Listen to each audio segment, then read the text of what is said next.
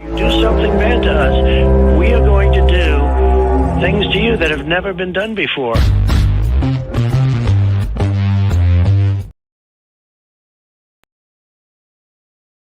Do something bad to us, we are going to do things to you that have never been done before.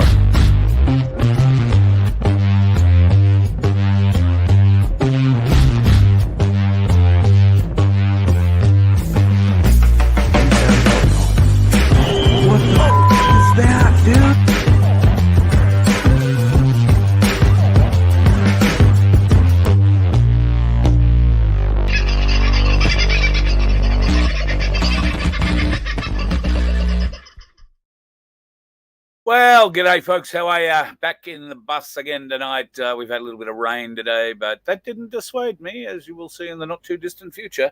And we've had much destruction. I haven't got the photos out of the good camera yet, but have had much destruction around the property today. So if you've contacted me about doing a bit of work, rest assured somebody will be in touch in the not-too-distant future. It might be via email. It might be via a phone call. I believe there's a couple of people who've put phone numbers into emails. So we will endeavour to give you a ring and sort you out for some times and dates. However, there doesn't seem to be... we've got to be a bit careful if we're having people onto the property. So you've got to be fit and healthy. You will need to take notice of our security, or not security so much as safety advice. And if you're happy to do that, then it all should go quite well. In the process of chopping up a lot of stuff at the moment to make it actually handleable size. So a lot of the days are spent doing that at the moment. With a bit more to come over the next few days. We've also got some fencing that is required done here on the property. We've got all the gear to do it in one bloke. I'm not your fencer. I wouldn't know the first thing about it. However, I guess I can pull wire. But if you're a fencer or would be keen on doing that, contact me, carl@vofhq.com, and we'll see what we can do. The world is an amazingly silly place. And, well, we've all had examples of it over the last 4 or 5 years, I guess, and this Mpox thing is nothing new to many of us. I should say hello to everybody, I suppose, for the first time. Sunflower, first in the house tonight. Nice to have you in. I hope you had a lovely weekend. And last night, I was taking moon photos. I was actually thinking of you taking moon photos. Tell Rick not to get too worried. And... well, I was thinking of you. The story is about the moon photos I was taking because we had a short live off the phone last night while I was trying to get some lovely moon shots. Had some atmospheric issues, bloody clouds. But I sat, I waited, I sat, I took photos. I took many photos. And some I thought were going to come out extremely well. None of them came out at all. Somehow the SIM card got damaged or won't read at any rate. So having a little bit of a play around with the show tonight to see a doctor at you saw a bit of an example of one of my images here at the front of the show. I sent that off to Vince as a mug idea. Maybe we could get that put on a mug if you're, or anything else, t-shirt. If you want to wear a black t-shirt, I think it would look all right on that. But if that's the kind of thing you'd wear, then let us know. Please email Vince at vofhq.com and say, hey, listen, that picture of Carl's is all right, the T-shirt idea or the mug idea, whatever you want to call it, and we'll get some made for you. I'm particularly proud of that one. I do have another image. I think I probably shared it with you. And I don't have it in the setup tonight to share it with you. I do have some other ones that I'll share with you a little later on. Aussie Sue first in the house tonight too. Can I just ask Sunflower, if you happen to have banned somebody called Kim Lim, can you unban them for me? I don't know if it was you guys or Vince or whoever, but Kim's a lovely lady, lives north of me here, and I arranged for her a little while ago. She was stuck. She needed to go to a hospital appointment on the sunny coast, so I was able to arrange for somebody to give her a lift up there from North Brisbane up there and back again. So she's a nice lady and has been a big supporter of mine and the show. So please, if you can, girls, if that's one of yous, I don't know, Kim Lim, I think she posts under, and somebody's obviously banned her for something. But look, at the end of the day, I don't mind critical comments. Doesn't affect me at all, and more the better. It makes for a better show, because sometimes the critical comments are required. I don't for one second believe that I've got, everything right, and I get it right all the time, and I don't think that for a moment. This is a very organic little show. It goes where and when it does, simply because of the restrictions at the moment that are being placed on me. That's going to change in the near future. We'll be hitting the road again shortly, and we'll be spending some time on the road. Hopefully there'll be a few of you who will come out and join us, tell a few stories, play a few games. Could be quite interesting. But a trip to far north Queensland is planned. We'll wait and see whether or not it all happens yet, but I'm pretty confident it's going to. I just want to be up there before it gets too hot. Cooktown, I am coming, I promise you. And I owe you some money for a plane ticket, so we'll sort that out. And then back down through Queensland again in the lead up to the federal election. Now, federal election, I beg your pardon, the Queensland state election. Now, I believe that there is great need for change, not just at a federal level, but at state level. If I had my way, we would be doing away with one level of government, but I don't think that's going to happen at the moment, at least until the people get some level of control. What level of government would you get rid of? I'd love to find out. Email me, carl@vofhq.com. If you had to get rid of one level of government, and maybe Vince, I don't know if you're watching tonight, he's probably involved in a My Place thing. He's pretty hooked up there at the moment. Maybe we can get some sort of a survey on the website at vofhq.com. I'm just shooting from the hip. But yeah, what would you, which way would you go with that? I'd be interested. Who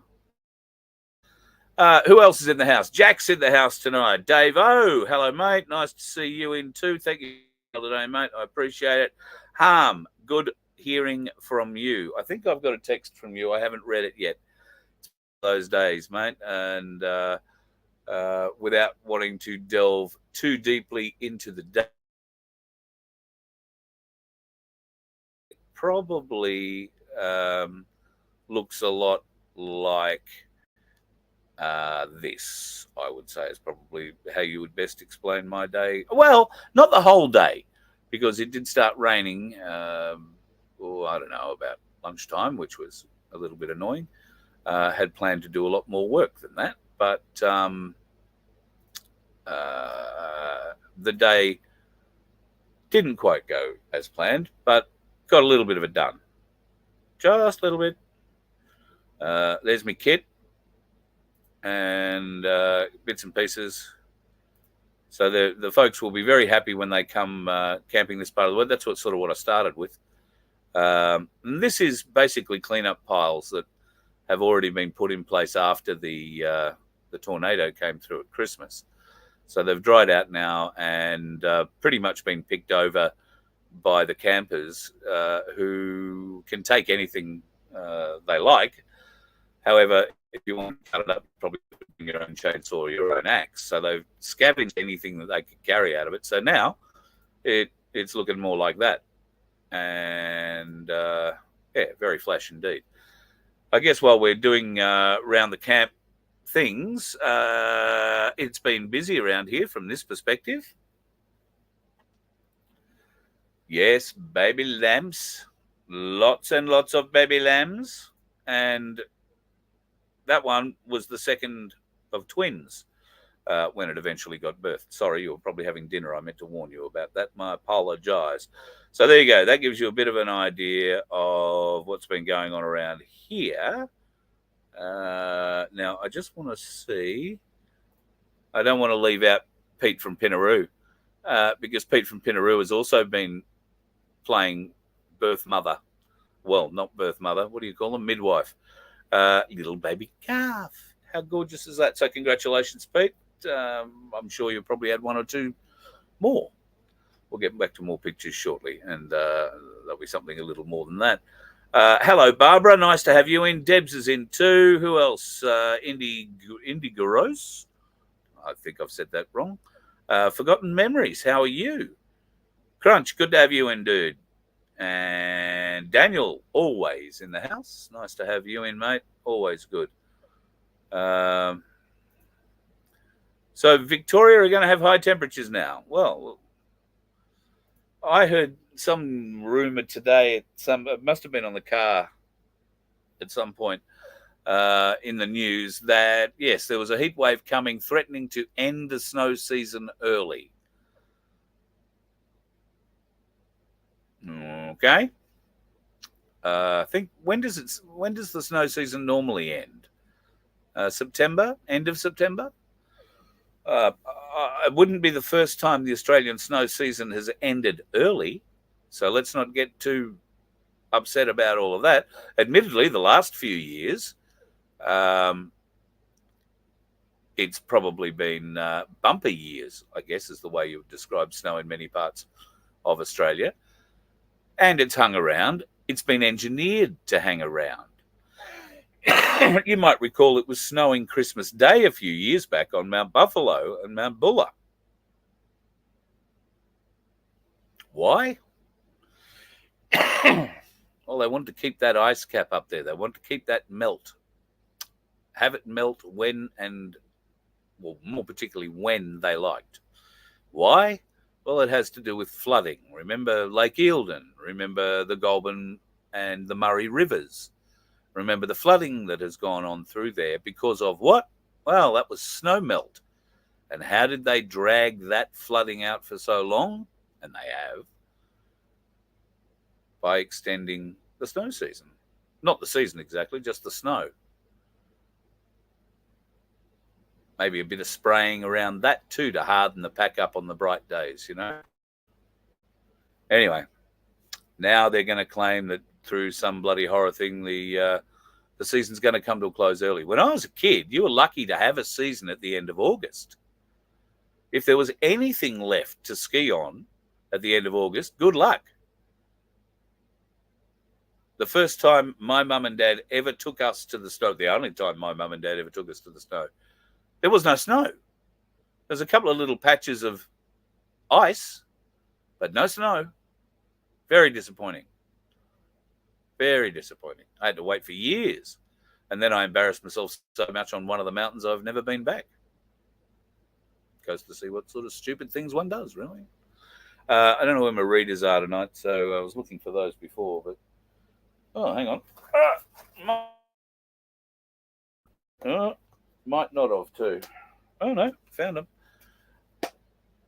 Yes, so congratulations. If you're a bit like Farmer Pete in Pinaroo, and the girls here, Cass and Samantha, who have a whole heap of animals, it's getting on to that time of the year where you're going to be giving birth. So good luck to everybody through that. We lost one of the lambs yesterday or overnight. We gained another one this morning.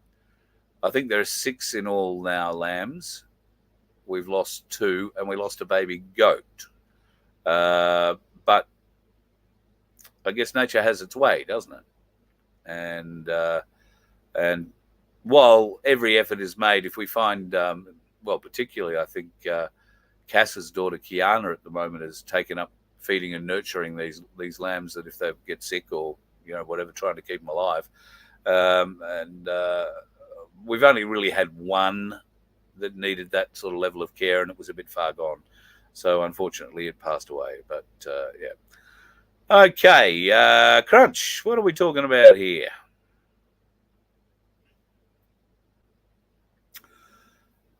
Right. Iran has nuclear weapons. Israel won't allow Iran to strike Israel. It goes back to World War II for Israel. Yeah, I would say you are 100% right there, Crunch. The problem is Israel may not have much of a say in it. Why? Well, that dome, the Iron Dome of protection, the ones that the Iranians supposedly tested a little while back, over the Americans to get involved from offshore to try and protect and shoot down as many of these things heading for Israel before they got there as they could. And then, of course, the Iron Dome has been put to very good use with that and since with Hezbollah and associated others firing rockets back into Israel after what's going on in Gaza. I'm quite surprised that there's anybody left in Gaza, not just because of the way the Israelis are moving through there with every intention of killing anything that walks, crawls, or limps. I'm quite amazed that there's anybody left there, given the way and the state that the Australian government is taking in immigrants from Gaza. It is staggering at the moment with very little checking. If you are a Palestinian and you want to come to Australia and you live in Gaza, hold your hand up. I wouldn't be surprised if the government's sending Qantas over there to pick you up. It is astounding. But that leads me into some of the things that I want to talk about tonight. You want to talk about astounding things. Immigration is exactly that.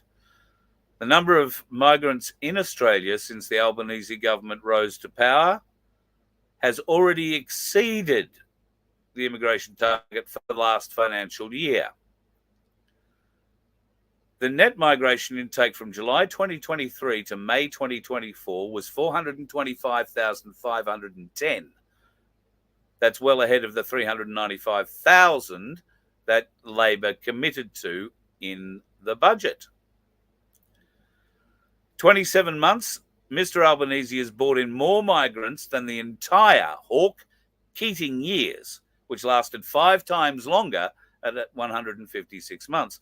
The data also revealed almost 1/3 of Australians, that's 31%, were born overseas, a 9% increase to the 1983 figures. And of course, the Albanese government also recorded a whopping 62% more immigrants than the previous government. And I'll get that ticker off so you can read it. Where is the ticker? There's the ticker. 62% more migrants than the Rudd-Gillard term, who were the previous record holders, at a bit over 1 million migrants coming through. But these pricks will do that quite happily this coming financial year.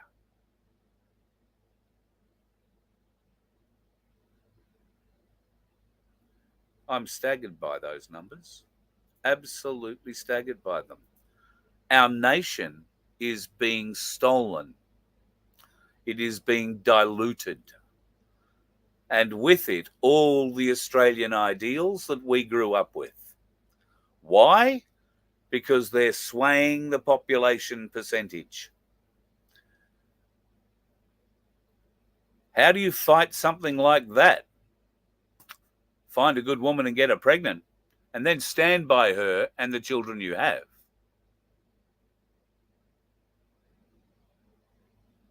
That's important. Populate. We need to populate. Anyone who calls themselves a true blue dinky die Aussie needs to populate. And I'm not being racist. The white ones need to do a lot more of it. A lot more of it.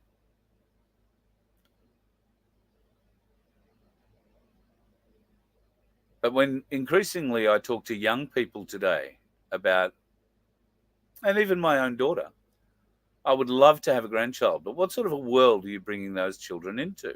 And that's something that my daughter is particularly aware of. She's aware of, a lot of the darker sides of the world. So I don't think that I'm ever going to get a grandchild. However, there are kids in their 20s, late 20s, mid-20s, not so much kids, young adults, that now aren't having children at that age, instead are going off and not buying a shack somewhere. They're out to buy a 3-bedroom mansion that they can call home, that they'll both have to go and work for the rest of their lives to attempt to pay off unless something wonderful happens. And then, kids are so expensive, well, we'll have to try and squeeze them in. Can I make a suggestion, if that's the way that you think? Sell everything you own. Get a bus or a caravan, hit the road, and start making babies. And when you have those babies, take them with you. Educate them on the road. Homeschool them. Let them learn what Australia is really about. And you can teach them the truth, as we have been led to believe, your way. Not have them suffer through the indoctrination that is the education system today. I urge you to consider that as a realistic way forward. I have a sneaking suspicion the time is coming where being mobile might be very useful. There's a lot of things going down in the world, a lot of rumours about strange goings on. We have seen the market crash, but we've seen it survive that crash. So that must mean more to come. How many more trillions of dollars need to be lost? I watched, along with many of you, Sky's broadcast on Sunday morning to the White Hats. She raises many, many good points, many exceptional points. And I think she's nailed it spot on when she alluded to the fact that should the White Hat story be found out to be less than honourable, that the repercussions for that might be very serious. And anyone who doubts the conviction of her words need only go back through our war history and look at what both our allies and our opponents have said about going to war against Australians, having to fight Australians.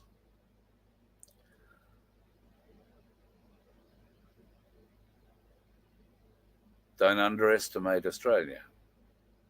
We bring a lot to the party, including a large selection of venomous snakes. Just saying. And spiders. You don't want to have a phobia about snakes or spiders if you're coming out to help me with the wood. That's something you don't want. You don't need. In fact, we can't use you if that's the case.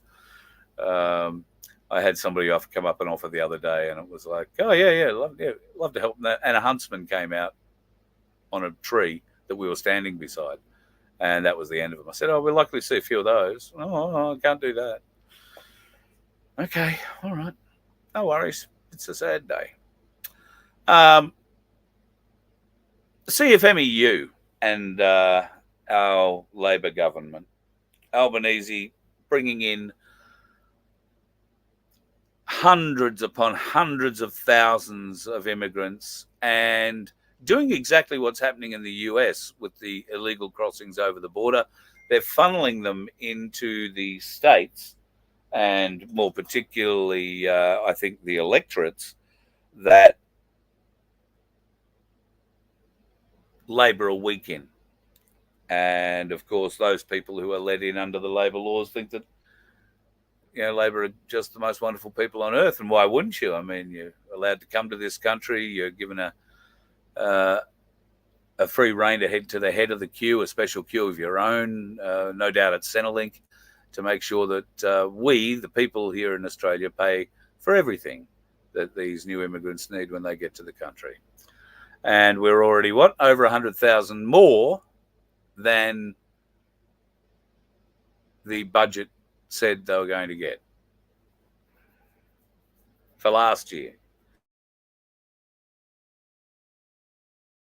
That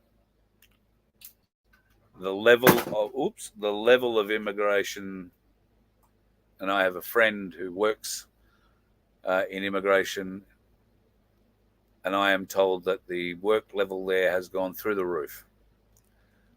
So it's all rubber stamping. It's not checking. It's not deep checking.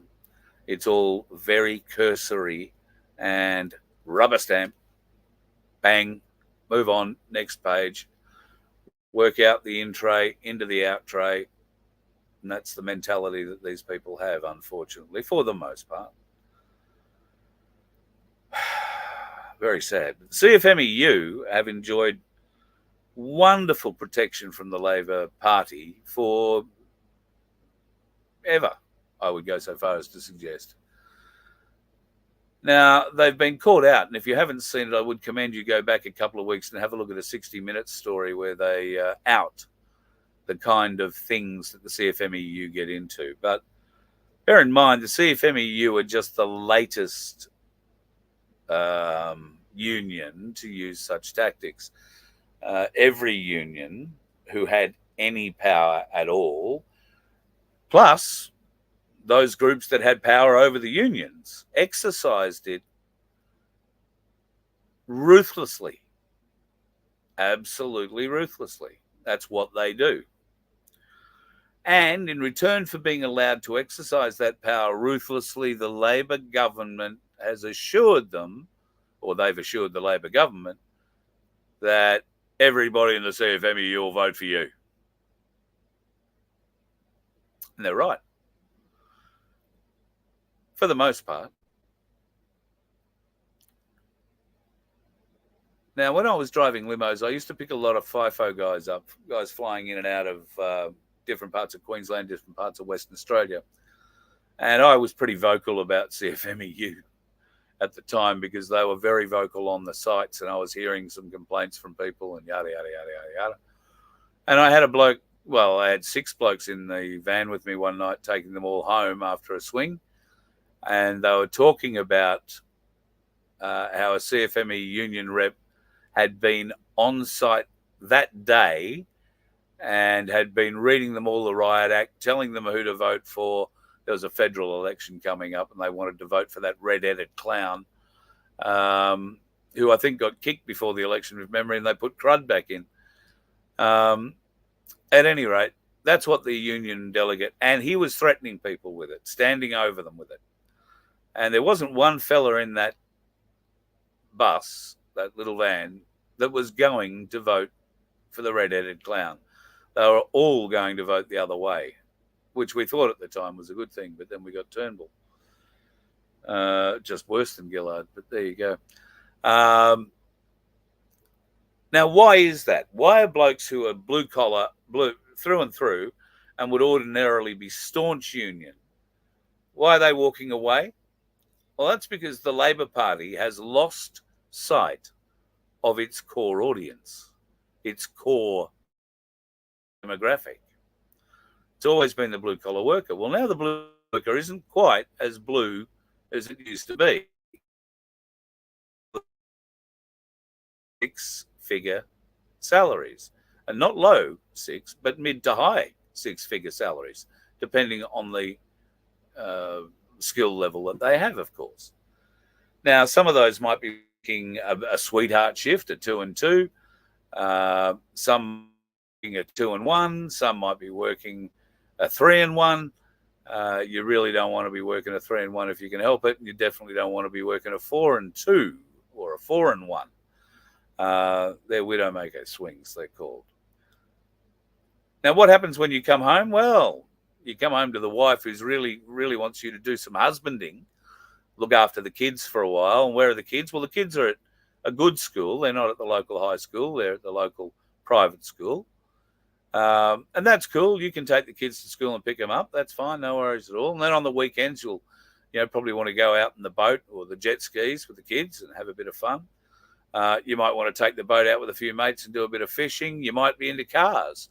So you spend your time tinkering and putting a new blower on your, Ford or Holden in the shed. All of it costs a lot of good money. And then when holidays come and everybody says, okay, let's go away for a family holiday. Well, it's not like you're just slipping off to a little quiet coastal town, Portland or Port Fairy or somewhere, Yamba. No, these days, you, the missus and the kids are going overseas. You're going to go to New Zealand. You're going to go to Fiji. You're going to go to Europe if you can afford it, or America.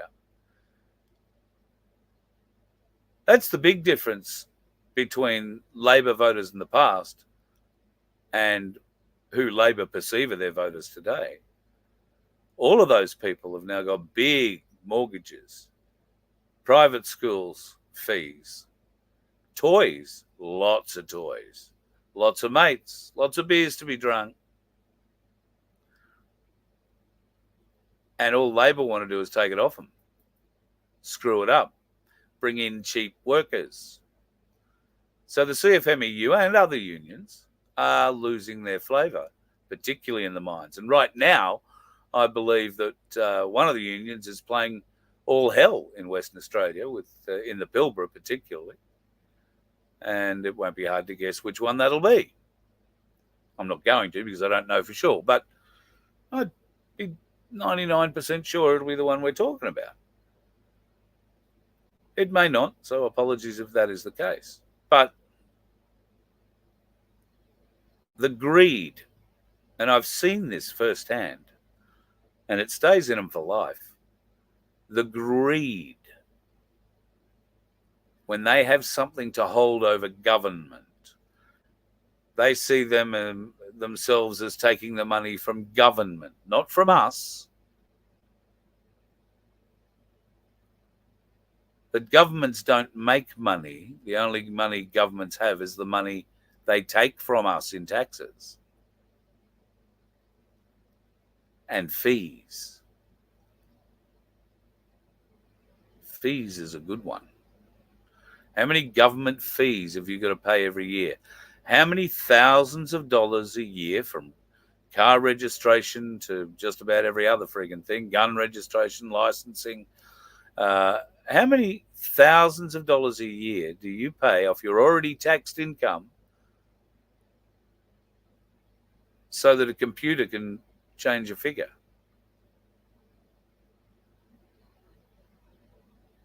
It's pathetic, beyond pathetic, woeful. And it has to change. And I believe it is changing. Why do I think it's changing?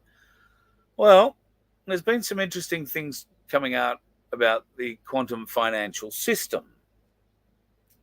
There's been quite a lot of, and I haven't seen anything from QSI, but there has been quite a lot of conversations surrounding an imminent date in September. You can probably figure that one out for yourself.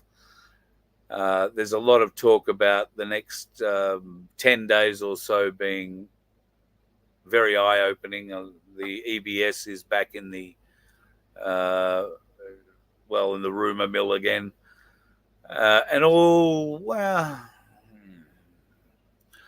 you know me and that. But anyway, this rather interesting thing popped up, and I thought you might be interested in seeing it. It came from Jack Straw, and they are the account guidelines for the quantum financial system. So, number one, individual accounts only. Your QFS account is solely for your personal use. It is not a joint account with your spouse, children, or parents. Further details will be provided once available. Number two, parental access for minors. Parents cannot access their children's QFS account except under specific circumstances. However, if a parent, child, or spouse requires care and cannot access their own account, provisions will be made. Number three, age requirements. There is no age requirement to be 21 to access your QFS account. I don't know what that means. There is no requirement to be 21. Oh, okay, well, that makes sense. So there is no age requirement. Individuals as young as 18 can access their, well, so there is. The requirement is 18. So you must be 18 to access your funds, especially if they're planning to move out or get married or something like that. Number 4, account discovery. Through the emergency broadcast system, you'll be informed about your QFS account, which has accrued interest based on your birth certificate, resulting in substantial funds. Funds transfers. Funds from your current bank and credit union accounts will be transferred to your QFS account once you have access. Number 6, support for the homeless individuals. Homeless individuals should be notified early so they can visit designated locations to access their QFS accounts using a temporary address, enabling them to secure housing and restart their lives. Number 7, just on number 6,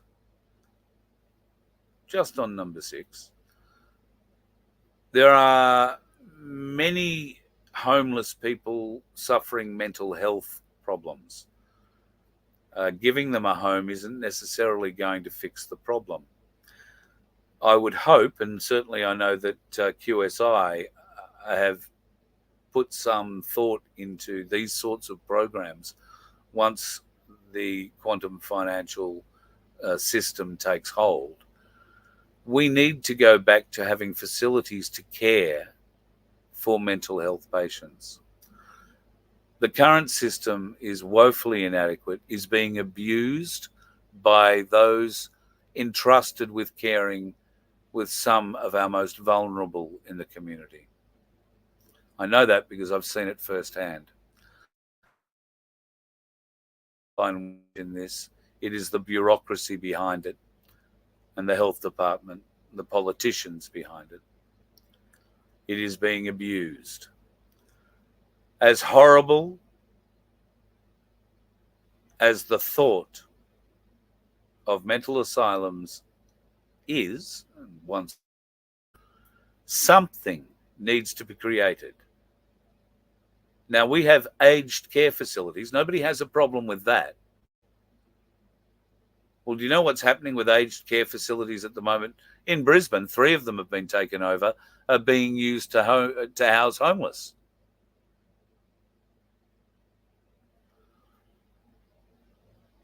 Now, why aren't we building mental health facilities? In the short term, while something more suitable is built. And more to the point, how many of them need to be built? Ipswich, in the southeast corner of Queensland, suburb of Brisbane, if you like, out between Brisbane and Toowoomba, used to be the home of the mental health asylums for Queensland. And I can testify that those buildings were pretty horrific to look at. I reckon they were probably built back in the early 1900s, if not the 1800s. And yes, at times, on certain days, you could hear things coming out of them. Because there were some very sick people inside. Very sick people. People too sick to stand trial, which is essentially what's going to happen, I believe. Allegedly murdered her daughter on the Gold Coast a week or so ago. Slit her throat. At this point in time, that lady will never face a trial because she needs mental health support. So, okay, she will now be locked up in one of our hospitals because certain hospitals in Queensland are now the mental health wards. There probably is a secure, I'd hesitate to call it a ward, but maybe there is a secure area inside the jails. But is that offering mental health support services or anything like that? I mean, I don't think it will be in the jail, because what would be the point of pleading insanity? Because you're going to wind up in the same place. It's not like you're going to go to Shady Acres and be allowed outside to sit on the bench in the sun every day. Whereas that's because there is no Shady Acres unless it's privately paid for. And if you're going to one of those privately paid for and owned places, then you've got a lot more money in your bank account than I have in mine. And good luck to you. Might be just what you need. The fact is, there are many people who don't have that sort of money in their bank account, and they need it just as badly as you, or in some cases more. So I would hope, and I'm pretty sure, that the folks from QSI will be all over this, because it is one of the largest areas in our health system that has been given the least amount of assistance, financial support and aid to be able to function at any reasonable level. So some of the humanitarian projects, and if it is true that a $100 trillion Zimbabwean note will only be allowed to be used to fund humanitarian projects, then I vote to put some of my Zimbabwean $100 trillion note into mental health facilities where these people can come off the street, can get the help that they need, or can be safe and secure in their environment. Not a threat to themselves, not a threat to anybody else. We have to start looking after these people. We can't ignore them any longer. Many of us walk past them in the streets every day. Many of us don't. Whether it's to stop and throw a few coins in, ask how their day's going. But I urge you, if you happen to see somebody sitting on a street corner tomorrow holding a sign out asking for money, before you put something in their tin, sit down and ask them to tell you their story.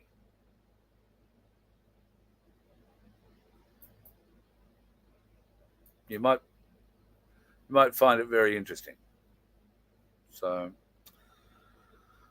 okay, been all over the place like a mad woman's, well, you know what, tonight.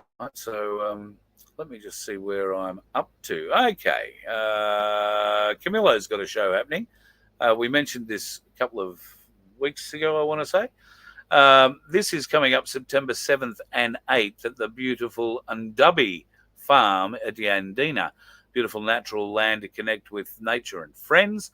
There's a walking track with owner Uncle Tyus, who will teach the bit of bush tucker and a guide around through the sacred sites there. There's a yarning and music circle around the campsite Saturday night. You can sleep under the stars. There are canopies or tents, or you can sleep in the luxury of your own camper if you so decide. There is a long drop loo and a cold shower available. Always nice. Bring food to share and to cook on a campfire. Great combination. And if you have a musical instrument, bring it. By all means, small camping fee will apply. And Camilo will bring me those details as soon as he actually has them. But if you would like to go to this event, Yandina, of course, on the Sunshine Coast in Queensland, then 0413 598. That'll be Martine's phone, and give her a call and tell her you would like to be along to that one. I think it'll be quite spectacular, actually. Quite spectacular. I reckon I've got most of... I think I've got most of that out, of the things I was going to show you. Whoops, wrong button. Let me see what else I've got down the bottom here. There were a couple of videos I was going to mention. Oh, look, there, yeah. Here's something you should know from the UN. In recent weeks, the polio virus has been detected in wastewater samples in Khan Yunis and Deir al-Balah. That means the virus is now circulated with hundreds of thousands of children in Gaza at risk. Polio does not care about dividing lines, and polio does not wait. Preventing and containing the spread of polio will take a massive, coordinated, and urgent effort. I am appealing to all parties to provide concrete assurances right away, guaranteeing humanitarian pauses for the campaign. Let's be clear. The ultimate vaccine for polio is peace and an immediate humanitarian ceasefire. But in any case, a polio pause is a must. It is impossible to conduct a polio vaccination campaign with war raging all over.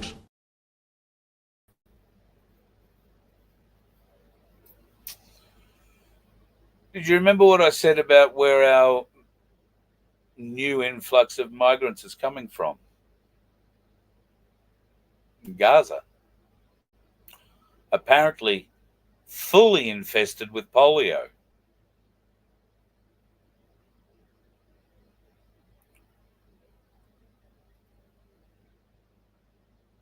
How long before we see a polio warning here in Australia? How long before there's an outbreak? Because at the rate we're accepting people from Gaza, there'll be nobody left in Gaza. They'll be all here.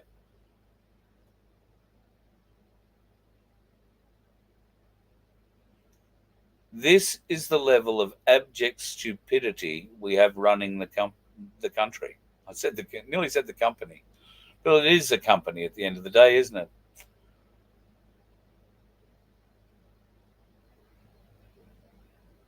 And we expect the company to deliver better results to us, the shareholders of that company. But the problem is, you and I, we're not shareholders of the company that is running the country. The WEF, the UN, the WHO, they're all shareholders in that. But we, the people, are not. Never, ever forget that. So it's all well and good to complain about what the bastards are doing, but until somebody like you stands up and can unite people behind you and get elected to change shit like this, nothing's going to happen. Are you prepared to do that?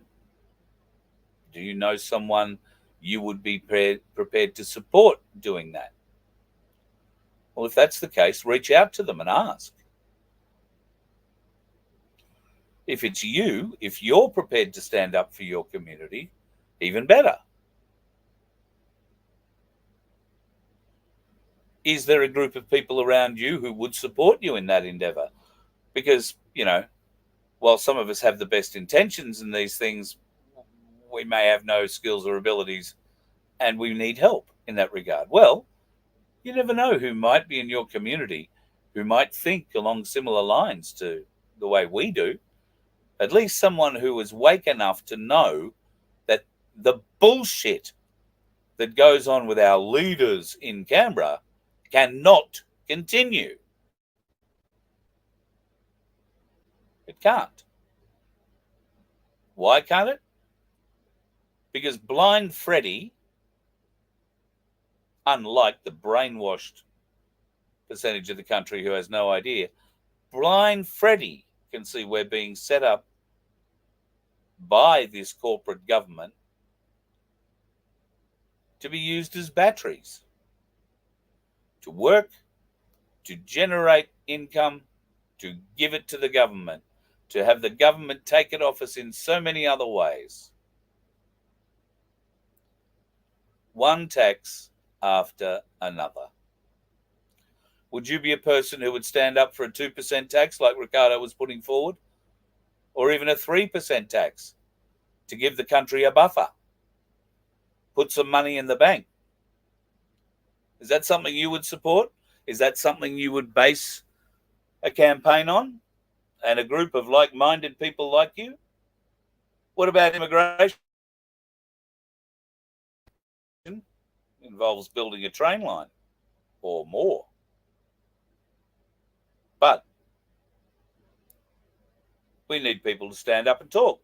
We need people to stand up and come together to say we have had enough. We will not allow this kind of bullshit to continue from those that claim to represent the people when in fact work for a foreign entity and are fucking us. It has to end. Enough of my little rant for tonight. I think I may have had something else to show you.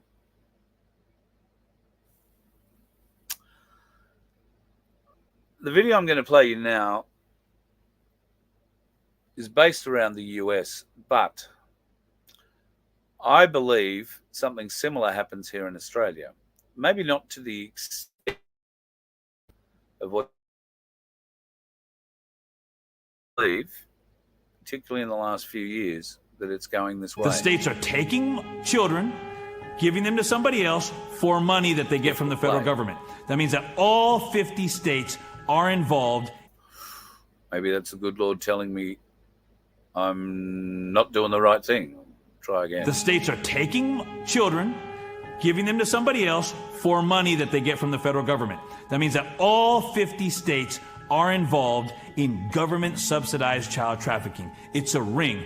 It is the largest and most pervasive child trafficking ring in the history of the world by sheer money and numbers. Children are seized unnecessarily from their families due to the federal aid entitled the Adoption and Safe Families Act. It was put into law in 1997 by Bill and Hillary Clinton, and I said it that way on purpose. And it is a law that literally steals money from the Social Security Fund and gives this money to the states in order to incentivize them to kidnap babies.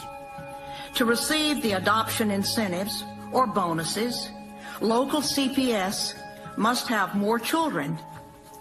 They must have more merchandise to sell. Every child, once you've added it all up, is worth approximately $1 million to the state. But we've been told that this is a $60 to $80 billion a year industry, meaning the federal government is taking $80 billion a year and giving that money to all of the 50 states to kidnap children. Parents are victimized by the system that makes a profit for holding children longer and bonuses for not returning children to their parents. But their own statistics state that 83% of all children who are taken by CPS, Child Protective Services, are for unsubstantiated allegations, meaning never should it have happened in the first place. So that imagine anything else in the world where you know you get it wrong 83% of the time and you admit it, but you just keep doing it. Case workers and social workers are often guilty of fraud. They withhold and destroy evidence.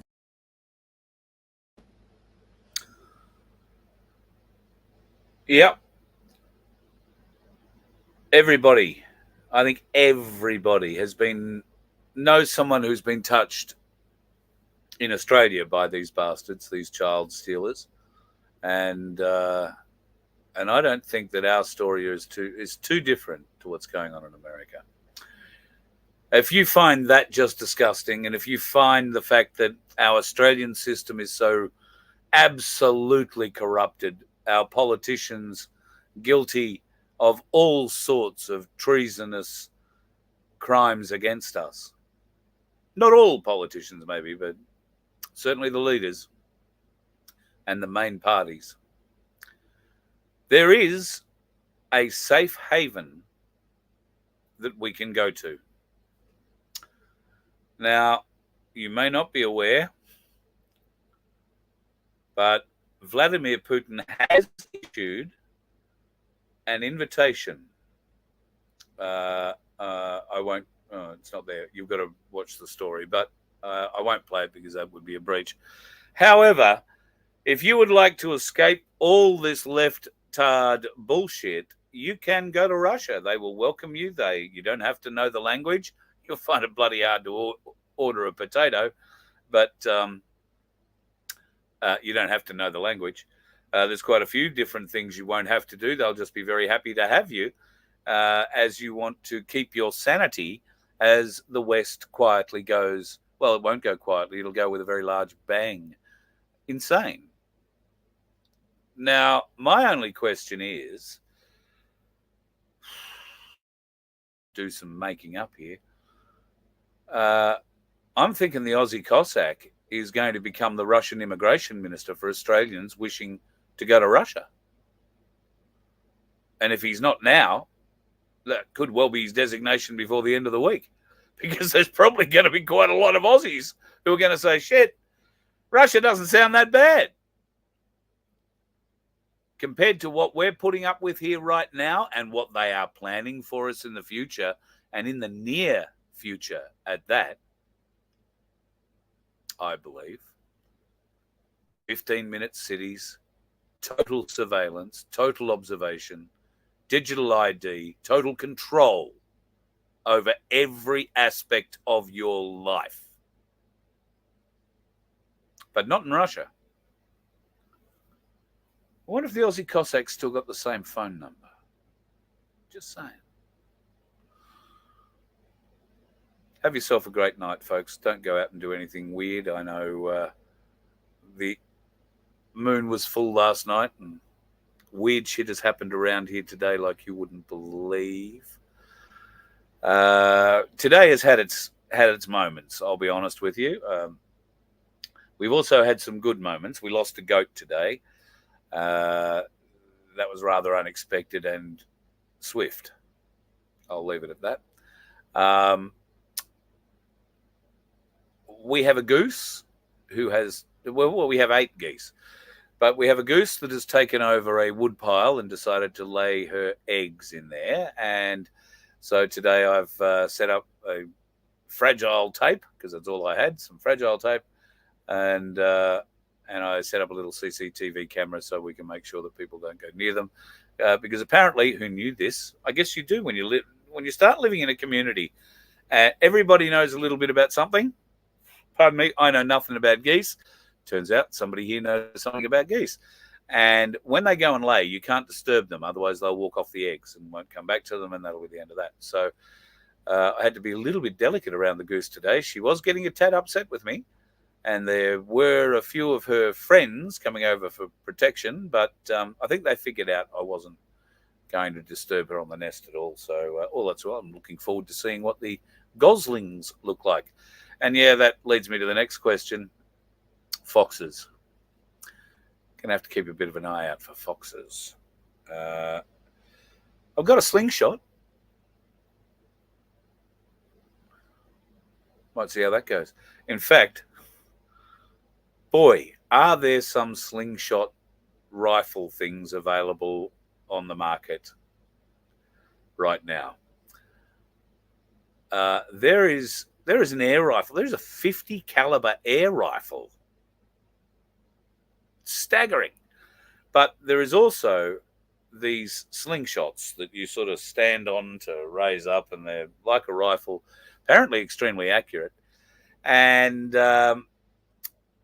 boy, I didn't know a slingshot could do that sort of damage, but apparently very capable. I don't know how a slingshot chat, but mine, nothing like that, and I couldn't hit the side of a barn with it anyway, so who knows, folks. If it's not the dickheads on the road that gets me, I might have to go to Russia after all. Have a good night. You let one ant stand up to us, then they all might stand up. Those puny little ants outnumber us 100 to 1. And if they ever figure that out, there goes our way of life. It's not about food. It's about keeping those ants in line. That's why we're going back. Does anybody else want to stay? Let's rock!